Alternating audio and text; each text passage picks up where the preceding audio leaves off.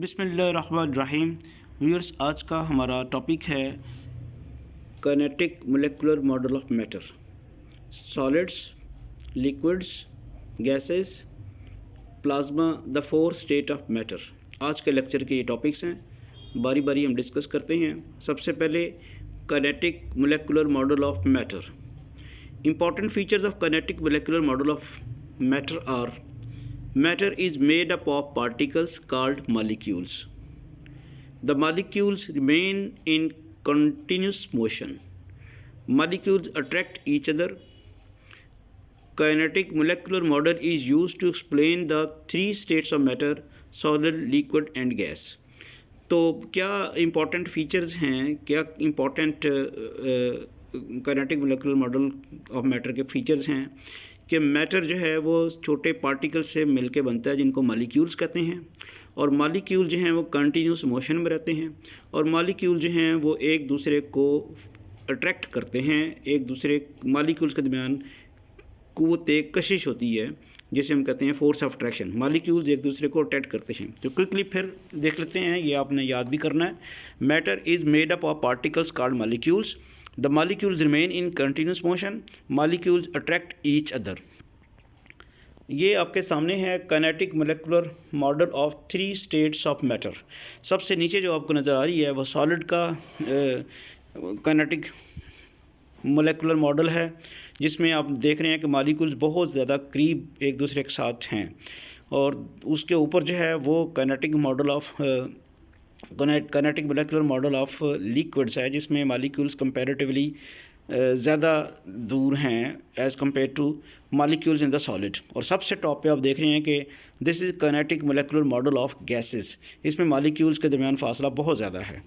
अब one by one solids को और लिक्विड्स को और गैसेस को डिस्कस करते हैं। Solids have fix shapes and volume. Their molecules are held close together by strong forces of attraction.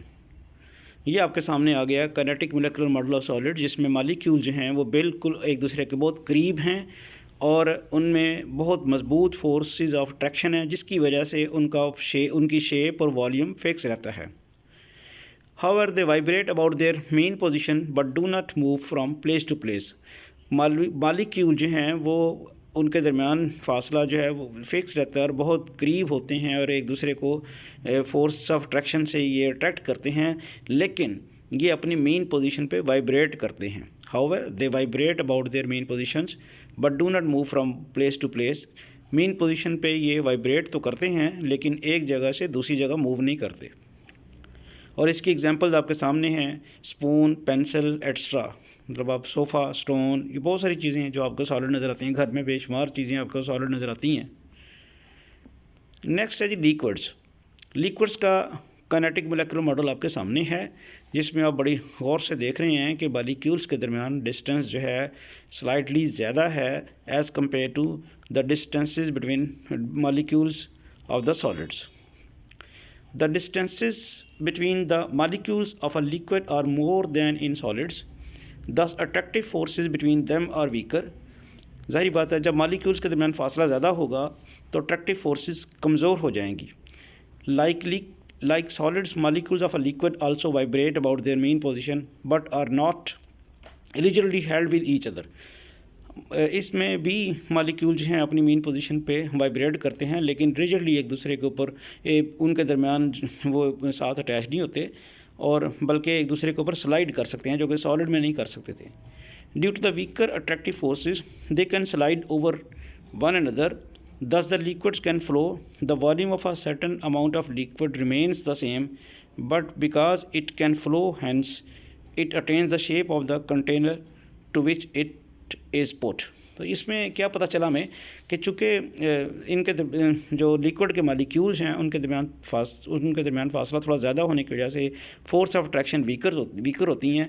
But इसके बावजूद जो जिस तरह सॉलिड्स में मॉलिक्यूल्स मेन पोजीशन पर वाइब्रेट करते हैं, लिक्विड में भी मेन पोजीशन पे वाइब्रेट करेंगे और ये स्लाइड भी कर सकते हैं. स्लाइड करने की वजह से लिक्विड फ्लो करता है और फिर उसका वॉल्यूम फिक्स नहीं रहता. सॉलिड्स में तो वॉल्यूम और शेप दोनों फिक्स थे.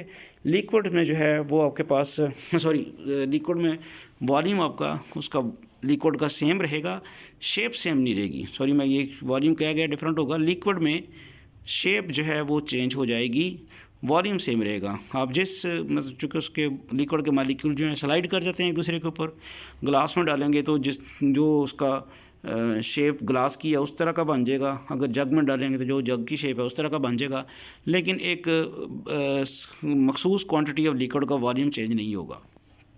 क्या डिफरेंस हुआ, सॉलिड्स में शेप और वॉल्यूम दोनों फिक्स रहते हैं, जबकि लिक्विड्स में शेप फिक्स नहीं रहती, वॉल्यूम फिक्स रहता है। नेक्स्ट है जी gases such as air have no fix shape और volume, they can be filled in any container of any shape, their molecules have random motion and move with very high velocities. In gases, molecules are much farther apart than solids or liquids, thus gases are much lighter than solids and liquids, they can be squeezed into smaller volumes, the molecules of a gas are constantly striking the walls of a container, thus a gas exerts pressure on the walls of the container। क्या क्या चीज़ें यहाँ आई हैं, इसमें ये बताया कि ये आपको नज़र भी आ रहा है, गैस के मालिक्यूल्स के दरमियान बहुत ज़्यादा फासला होता है, गैस की ना तो शेप फिक्स रहती है ना ही वॉल्यूम फिक्स रहता है, और गैस के मालिक्यूल जो हैं वो कॉन्स्टेंटली कंटेनर की वॉल्स को स्ट्राइक करते हैं। इस तरह से गैसेस जो हैं कंटेनर की वॉल्स के ऊपर प्रेशर एक्सर्ट करती हैं। Finally जी, plasma, the fourth state of matter. At very high temperature, the collision between atoms and molecules tears off their electrons. Atoms become positive ions. This ionic state of matter is called plasma, the fourth state of matter.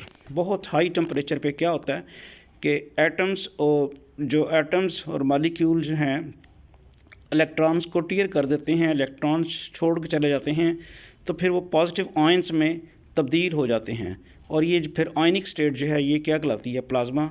और इसकी मिसाल जो है, plasma is also formed in a gas discharge tubes when electric current passes through these tubes. जो हमारे पास tubes होती हैं, gas discharge tubes जो हैं, उनको जब उनमें से इलेक्ट्रिसिटी पास करती है तो प्लाज्मा प्रोड्यूस होता है।